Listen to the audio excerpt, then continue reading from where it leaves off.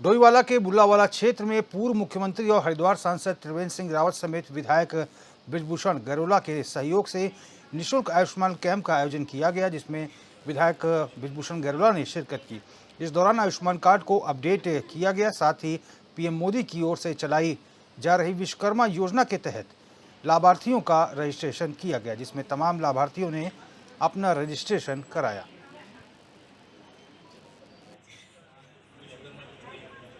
तो जैसा कि अभी यहाँ पे जो ये कैंप लग रहे हैं, तो ये हमारे आदरणीय त्रिवेंद्र सिंह रावत जी जो हमारे वर्तमान सांसद हैं हरिद्वार से, और आदरणीय हमारे डोईवाला के विधायक जी बृजभूषण गरोला जी के सहयोग से ही ये कैंप जो हैं सब जगह लगाए जा रहे हैं। और अभी हमारे यहाँ 4 वार्डों में कैंप, आज ही चौथा हमारा कैंप चल रहा है, तो 4 वार्डों में हमारे कैंप कंप्लीट आज हो जाएंगे और बाकी और जगह भी हमारे जगह जगह कैंप लगाए जा रहे हैं। और हमारा मेन उद्देश्य है कि जनता को लाभ मिले और कोई भी जनता छूटे ना इस रजिस्ट्रेशन से। और निःशुल्क आयुष्मान कैंप ये लगाए गए ताकि लोगों को जागरूक किया जाए। अभी तक लोगों को जागरूकता ही नहीं थी कि हमारे आयुष्मान कार्ड बने हैं और हम उनको अपडेट भी कराना है, तो ये हमने जागरूक किया लोगों को, जाके हर जगह जाके आयुष्मान कार्ड अपडेट और ये जो आधार कार्ड अपडेट हो रहे हैं, हमें यहाँ पर जो बीजेपी सरकार के यहाँ पे कार्यकर्ता हैं उनके द्वारा हमें काफ़ी सुविधाएं दी जा रही हैं।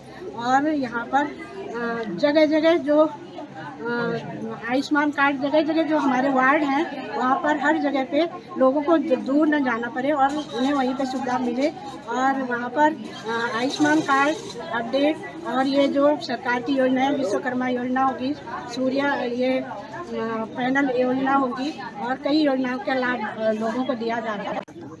देश में जो हुनरमंद हैं, हमारे बहुत से भाई बढ़ई हैं, कारपेंटर का काम करने वाले हैं, शिल्पकार हैं, स्वर्णकार हैं, महिलाएं ब्यूटी पार्लर का काम करती हैं, अन्य जो भी इससे जुड़े हुए 18 से ज़्यादा भी कार्य जो कर सकते हैं, उनके लिए सरकार के द्वारा योजनाएं दी हैं, जिससे वो अपने पैरों में खड़े हो सके, आत्मनिर्भर बन सके, आत्मनिर्भर हो सके और स्वावलंबी बन सके। ये सरकार की योजना चल रही है। हमारी केंद्र सरकार और राज्य सरकार के सहयोग से हमने ये पूरे क्षेत्र के अंदर ये अभी कैंप लगाए हैं। हमारे यहाँ के मुख्यमंत्री जी का हमें बहुत बड़ा सहयोग मिल रहा है और लगातार इसकी मॉनिटरिंग भी कर रहे हैं।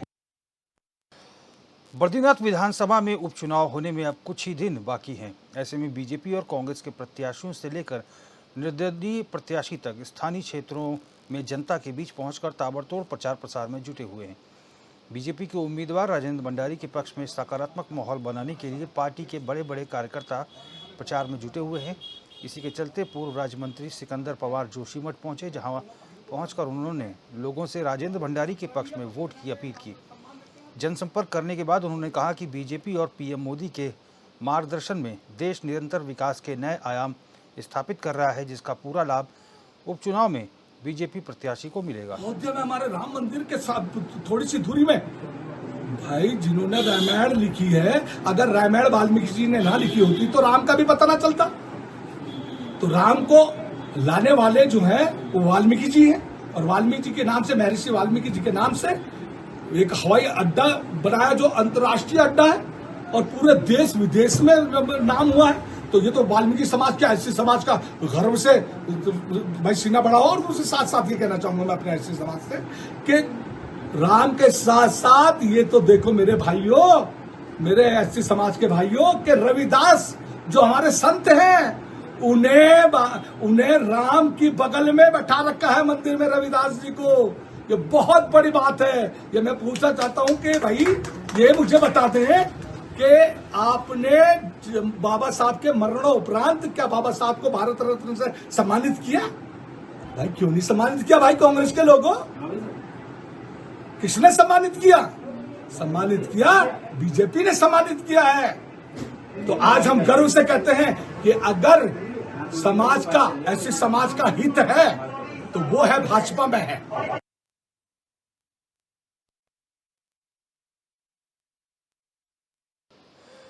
लखनऊ से बड़ी खबर आ रही है इस समय की, और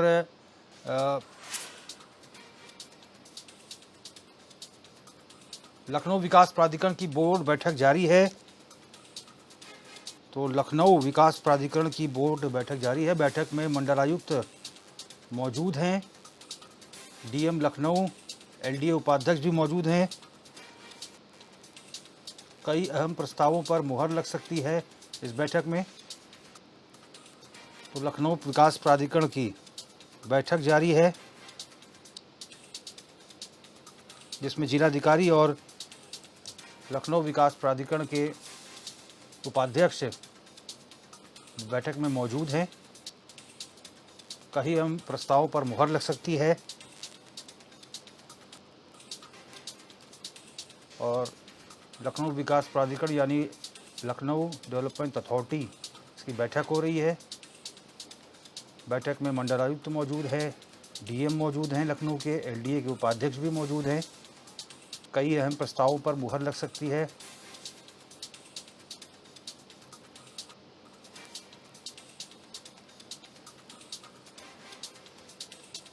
और राशिद आरिफ हमारे संवाददाता ज़्यादा जानकारी के साथ फोन लाइन पर जुड़ गए हैं। राशिद, एलडीए की बैठक चल रही है, क्या महत्वपूर्ण फैसले लिए जा सकते हैं इस बैठक में? देखिए, आपको बता दें, लखनऊ विकास प्राधिकरण में एक अहम बैठक चल रही है और माना जा रहा है क्योंकि लखनऊ के अंदर देखिए गोमती नदी को लेकर जो सौंदर्यीकरण होना था उसी को लेकर मुस्लिम जो बस्ती थी, आपको बता दें कि वो बस्ती पूरी तरह से जो अवैध बनी थी उसको खत्म कर दिया गया। उसी को लेके अब एलडीए में एक बैठक बड़ी चल रही है, तो कहीं ना कहीं वो सौंदर्यीकरण जो गोमती के किनारे है वो होना है। और कई एलडीए ने जो मकान लखनऊ में फ्लैट बनाए हैं तो कहीं ना कहीं उसको भी सस्ते दर पे कहीं ना कहीं बेचने का एक प्रस्ताव रखा गया। देखिए, लखनऊ जिलाधिकारी मौजूद है, मंडल आयुक्त मौजूद है, तो कहीं ना कहीं कई प्रस्तावों को मोहर लग सकती है। ऐसा माना जा रहा है कि एलडीए की जो बैठक है उस बैठक में कई ऐसे बड़े कदम उठाए जा सकते हैं, क्योंकि देखिए बैठक की जो प्रस्ताव होंगे वो कहीं ना कहीं ब्रीफिंग जो है वो दोपहर 2:30 बजे से शुरू होगी, तो कहीं ना कहीं चीजों को बैठक की जा रही है। जी ठीक है राशिद, बहुत बहुत धन्यवाद तमाम जानकारी के लिए।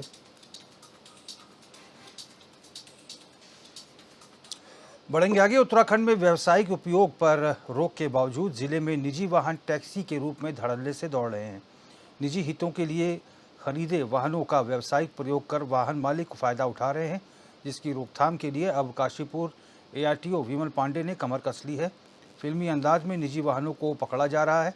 बता दें कि निजी वाहनों को पकड़ने के लिए परिवहन विभाग के अधिकारी और कर्मचारी निजी वाहनों को पहले किराए के लिए बुक करते हैं, फिर उन्हें आगे जाकर पकड़ लेते हैं। इसी अभियान के तहत परिवहन कर अधिकारी अभिलाष गरवा ने सवारी का भेष डालकर एक निजी वाहन को मुरादाबाद जाने के लिए अप्रोच किया। वाहन स्वामी ने 1800 रुपये किराए की मांग की। कुछ दूर जाने पर सचल दल काशीपुर की टीम ने वाहन को ट्रैप कर वाहन को निरुद्ध कर लिया।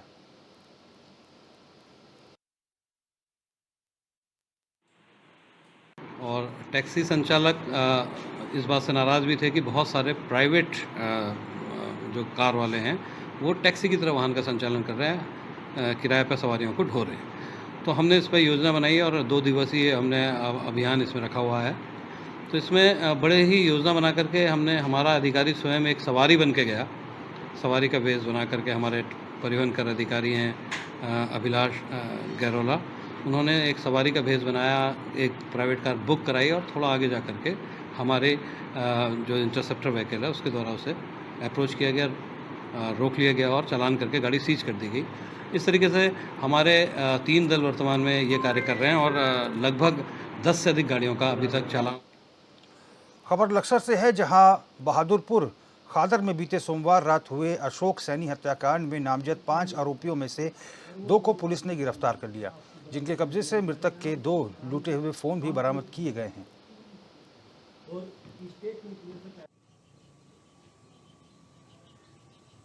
जिसमें एक व्यक्ति की लाठी डंडों से पीटकर हत्या कर दी गई थी। इसके संबंध में पुलिस ने तत्काल मौके पर पहुंचकर उस व्यक्ति की पहचान अशोक सैनी के रूप में हुई थी।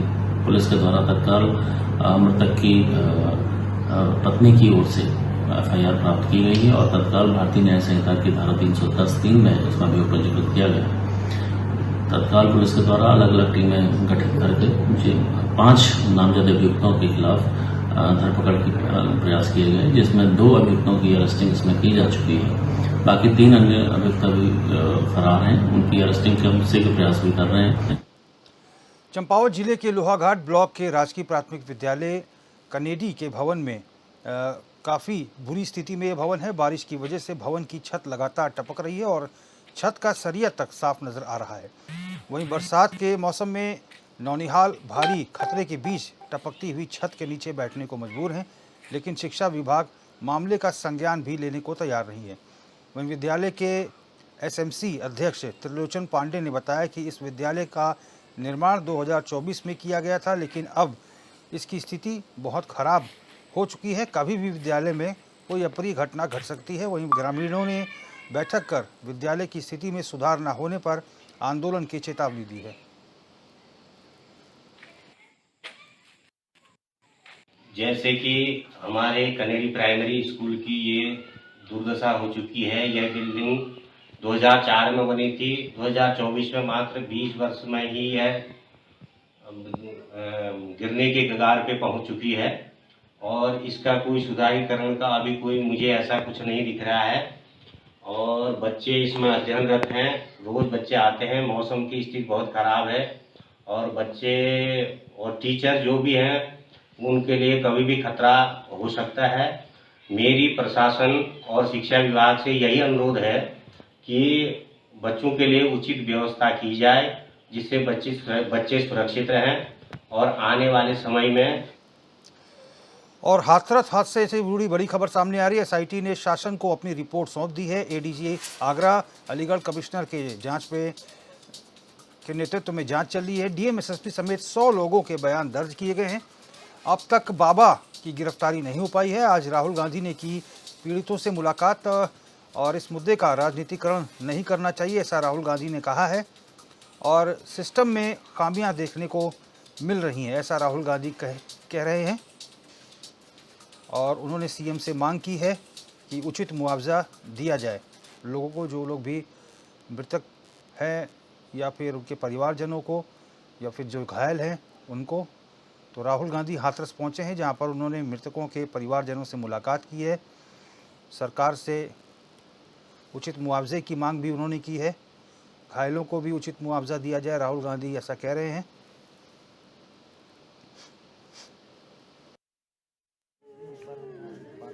दुख की बात है, बहुत परिवारों को नुकसान हुआ है, काफ़ी लोगों की मृत्यु हुई है, तो दुख की बात है।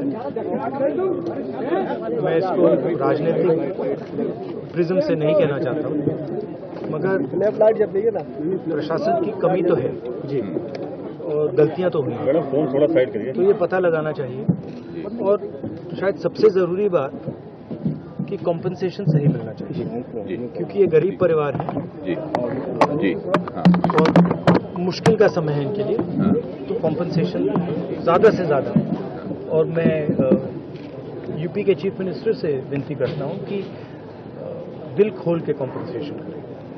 इस समय इनको ज़रूरत है। अब आपने 6 महीने बाद दिया, 1 साल बाद दिया, डिले किया, तो उससे किसी का फायदा नहीं। परिवार वालों से मेरी पर्सनल बात हुई जी, उनके परिवार के बारे में जी, उनके बच्चों के बारे में, माता के बारे में, वो कैसे थे, क्या करते थे, तो वैसी बात हुई है। उन्होंने कहा कि प्रशासन की कमी है। उन्होंने कहा कि जो अरेंजमेंट वहाँ पुलिस का होना चाहिए था वो नहीं था।